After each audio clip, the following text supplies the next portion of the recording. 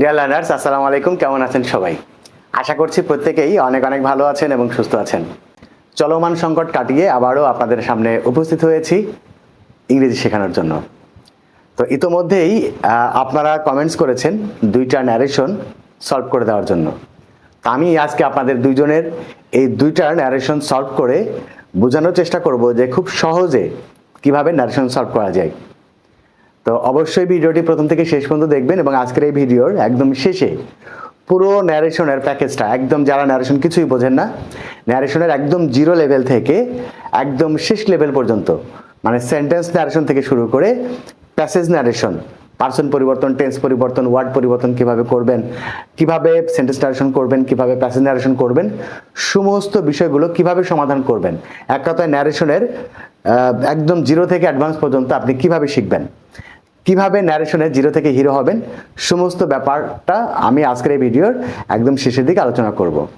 তো প্রথমেই ইউটিউব চ্যানেলে কমেন্টে আসা দুইটা ন্যারেশন আমি সলভ করে দেখাচ্ছি, তারপরে আমি ন্যারেশন নিয়ে আরো বিস্তারিত কথা বলবো। তো কথা বাড়াচ্ছি না, চলে যাচ্ছি সরাসরি কম্পিউটার স্ক্রিনে। আপনারা এই দুইটা ন্যারেশন কমেন্টসে লিখেছেন আমার ইউটিউব চ্যানেলে, এই দুইটা ন্যারেশন করে দেওয়ার জন্য অনুরোধ করেছেন। তো আপনাদের অনুরোধে আজকে এই দুইটা ন্যারেশন আমি করাইয়া আপনাদেরকে বুঝাই দেওয়ার চেষ্টা করছি। তো প্রথমেই আপনারা জানেন যে ন্যারেশন করার সময় আপনারা প্রথম যে সেন্টেন্সটা পাবেন সেই সেন্টেন্স ন্যারেশন করবেন। তো এই সেন্টেন্সটা বলেছে যে ফাদার এবং শুনেছে হচ্ছে রিনা, এবং এটা একটা ইন্ট্রোগেটিভ সেন্টেন্স। তো ইন্ট্রোগেটিভ সেন্টেন্সের নিয়ম অনুযায়ী এই সেন্টেন্সটাকে আমরা এখন সেন্টেন্স ন্যারেশন করব। তাহলে অ্যান্সারটা কি হবে? অ্যান্সারটা হবে ফাদার আস্কড রিনা, তারপরে কি হবে ইফ, কারণ এটা সাহায্য করার শুরু হয়েছে। এরপর ইউ হচ্ছে সেকেন্ড পার্সন, পরিবর্তন হবে রিনার সাথে, তাহলে কি হবে শি, শি নিলাম। এবং সাহায্যকার ভাষায় যদি ডু থাকে তাহলে মূল ভাবটাকে পাস অন করে দিবেন, তাহলে হচ্ছে নো। আর যদি এভাবে না বুঝেন তাহলে জানেন যে প্রেজেন্ট টেন্স থাকলে ওটাকে পাস্ট টেন্স করে দিতে হয়। ওকে, তারপর হচ্ছে হোয়াই, তারপরে আবার কি আই হচ্ছে ফার্স্ট পার্সন, পরিবর্তন হবে হচ্ছে ফাদারের সাথে, তাহলে কি হবে হি। হ্যাভ আছে হ্যাড করে দিলাম, তারপরে টু স্কুল, ব্যাস। তাহলে প্রথম সেন্টেন্সটা আমাদের সেন্টেন্স নারেশন হয়ে গেল। ওকে, তাহলে সেন্টেন্স নারেশন যখন হয়ে যাবে, যখন এক বক্তার কথা শেষ হয়ে যাবে, তখন আমরা কি করবো? ফুল স্টপ দিয়ে দিব। এরপরে দেখেন ইয়েস, ইয়েস কথাটা কে বলেছে? ইয়েস কথাটা বলেছে রিনা। তাহলে আমরা এখন লিখবো হচ্ছে Rina replied, replied in the affirmative, replied in the affirmative, ব্যাস। তারপর কি লেখা আছে? I no.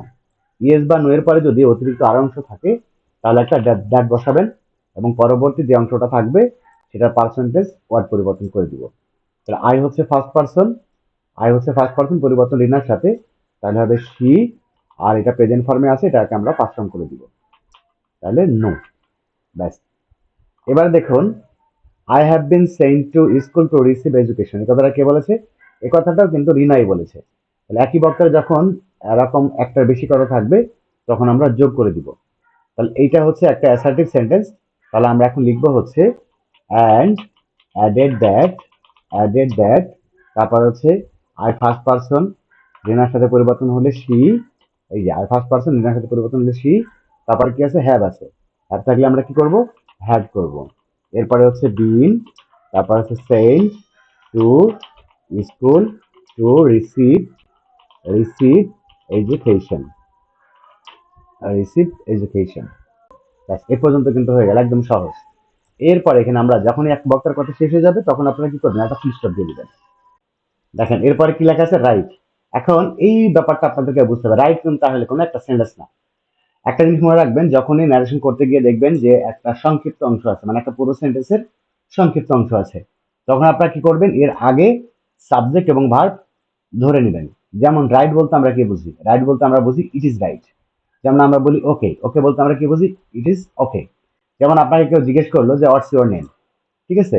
আপনাকে জিজ্ঞেস করলো হোয়াটস ইউর নেম, আপনি বললেন রিনা, মানে আপনার বলার দরকার ছিল মাই নেম ইজ রিনা, কিন্তু আপনি পুরো সেন্টেন্সটা না বলে আপনি জাস্ট বললেন রিনা। তো রিনা বলতেই মাই নেম ইজ রিনা, এটাকে ধরে নিতে হবে। রাইট বলতে কি? রাইট বলতে হচ্ছে ইট ইজ রাইট। ওকে, তাহলে আমরা বলবো হচ্ছে এই হি বলতে কি? ফাদার। তাহলে আমরা বলবো ফাদার, ফাদারও রাখতে পারেন অথবা হিও বলতে পারেন, হি।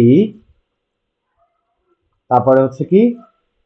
said that, said that it was right, এই যে মনে রাখবেন এই রাইট মানে হচ্ছে ইট ইজ রাইট, তো ইট তারপরে ইজ এর পরিবর্তে ওয়াজ, ব্যাস এইভাবে হয়ে গেল।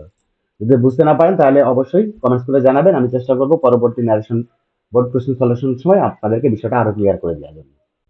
এবারে আর একটা সমস্যা আছে, এই সমস্যাটা আমরা একটু চেষ্টা করি।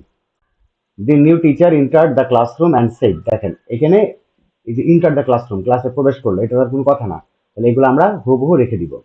তাহলে আমরা লিখবো হচ্ছে দি new teacher, new teacher entered entered the classroom and, দেখেন এটা কিন্তু একটা ইন্টারোগেটিভ সেন্টেন্স এই পর্যন্ত। তো ইন্টারোগেটিভ সেন্টেন্স হলে আমরা কি করব, সেটার পরিবর্তে লিখবো হচ্ছে আস্কড, আস্কড। এরপরে আমরা বলবো হচ্ছে, দেখেন ক্যান যেহেতু সাহায্যকারী ভার্ব, মডেল অক্সিলারি, সেজন্য আমরা বলবো হচ্ছে ইফ। তবে আপনি চাইলে আস্কের পরে দি স্টুডেন্টস লিখতে পারেন, স্টুডেন্টস এই কথাটা লিখতে পারেন, কারণ টিচার স্টুডেন্টদেরকে কথাটা বলতেছে। তা আপনি এইটা দি স্টুডেন্টস যদি নাও লেখেন তাতে কোনো অসুবিধা নাই। আচ্ছা ওকে, তাহলে ইফ, এরপরে হচ্ছে কি ইউ, ইউ সেকেন্ড পারসন স্টুডেন্টের সাথে পরিবর্তন হচ্ছে, তাহলে হচ্ছে ডে, ডে। তারপরে ক্যান আছে, আমরা কুড করে দিব কুড, তারপরে টেল, এরপর আছে মি ফার্স্ট পারসন টিচারের সাথে পরিবর্তন, পরিবর্তন হলে হচ্ছে হিম। তারপর আছে হট, তারপর হচ্ছে আই, আই ফার্স্ট পারসন পরিবর্তন টিচারের সাথে, তাহলে আমরা টিচারের পরিবর্তন দিব হি। শুড থাকলে শুড, তারপরে ডু, নাও থাকলে দেন, ব্যাস। তো এই পর্যন্ত ইনভার্ট কমা শেষ হয়ে গেছে এবং টিচারের কথা শেষ। তাহলে আমরা এখানে একটা ফুল স্টপ দিয়ে দিব। মনে রাখবেন যখনই একবার তার কথা শেষ হয়ে যাবে তখনই ফুল স্টপ দিবেন। এরপরে দেখেন নো স্যার, নো স্যারটা কে বলেছে, অন অফ দ্য স্টুডেন্টস, একজন ছাত্র বলেছে।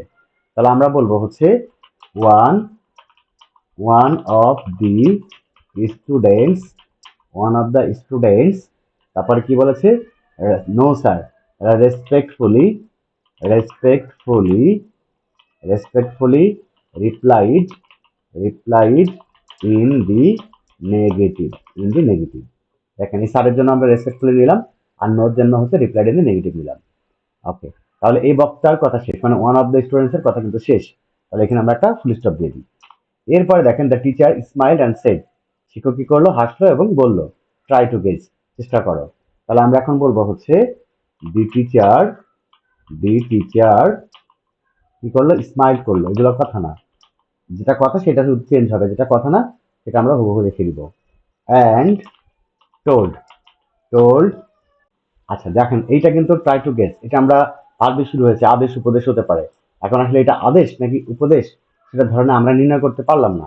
যদি নির্ণয় করতে না পারি তাহলে আমরা টোল ব্যবহার করি, কোনো অসুবিধা নাই। তাহলে টোল দেম, তারপরে আমরা কি করব, টু, টু ইম্পারেটিভ সেন্টেন্সে কি লাগে, টু লাগে। তারপর হচ্ছে try to guess, try to guess. Okay, তাহলে এই পর্যন্ত কি কথা শেষ, টিচারে ফুল স্টপ দিয়ে দিলাম। এরপরে হচ্ছে you should introduce yourself to us, কে বললো, অ্যানাদার স্টুডেন্ট সেড। তাহলে আমরা লিখি another, another student, another student, এটা হচ্ছে কি উত্তর দিয়েছে। তাহলে আমরা বলবো রিপ্লাইড দিতে পারি অথবা সেডও দিতে পারেন, অসুবিধা নাই। রিপ্লাইড অথবা সেড দিতে পারেন, সেড দ্যাট, রিপ্লাইড দ্যাট বা সেড দ্যাট হি শুড। দেখেন এই যে ইউ সেকেন্ড পারসন টিচারের সাথে পরিবর্তন, আমরা লিখবো হি, তারপরে কি আছে শুড, শুড ইন্ট্রোডিউস, ইন্ট্রোডিউস, তারপরে কি ইউর সেলফ মানে হচ্ছে হিমসেলফ, এটা হচ্ছে টিচারের সাথে পরিবর্তন হলো। ইউর সেলফ সেকেন্ড পারসন পরিবর্তন হচ্ছে টিচারের সাথে হয়ে কি করবো, হিমসেলফ। তারপর আছে টু, টু দেম, এই দেখেন আস হচ্ছে ফার্স্ট পারসন পরিবর্তন সাবজেক্টের সাথে, এটা যেহেতু প্লুরাল এই জন্য আমরা এটা অবজেক্ট ফর্ম, এবং স্টুডেন্টের প্লুরাল অবজেক্ট হচ্ছে দেম। ওকে, তাহলে আমরা এখানে কি করলাম, ফুল স্টপ দিয়ে দিই। আচ্ছা, এরপরে হচ্ছে thank you said the teacher, thank you কাকে বললো, ওই যে আনাদার স্টুডেন্টকে। তাহলে আমরা এখন বলবো হচ্ছে the teacher, the teacher thanked, thanked the another, another student, teacher কি করলো, অ্যানাদার স্টুডেন্টকে ধন্যবাদ দিল। এরপরে আর কি বলেছে, you are really brilliant, you are really brilliant, এই কথাটা কার, এই কথাটা টিচারে বলেছে এবং কাকে বলেছে, ওই যে অ্যানাদার স্টুডেন্টকে, যে এই যে এই কথাটা যে বলেছে, এই কথাটা কে বলেছে, অ্যানাদার স্টুডেন্ট বলেছে। তাহলে আমরা বলবো হচ্ছে অ্যান্ড, একই বক্তা যদি দুইটা কথা থাকে তাহলে আমরা কি করবো, যোগ করে দিব। And added that, added that, তারপরে হি, হি হচ্ছে অ্যানাদার স্টুডেন্ট, আমরা এখানে ব্র্যাকেট দিয়ে দিতে পারেন যে another, another student, another student. added that he তারপর আছে was brilliant. He was brilliant. ব্যাস এই যে হয়ে গেল। ডিয়ার লার্নার্স, আজকের আয়োজন এই পর্যন্তই।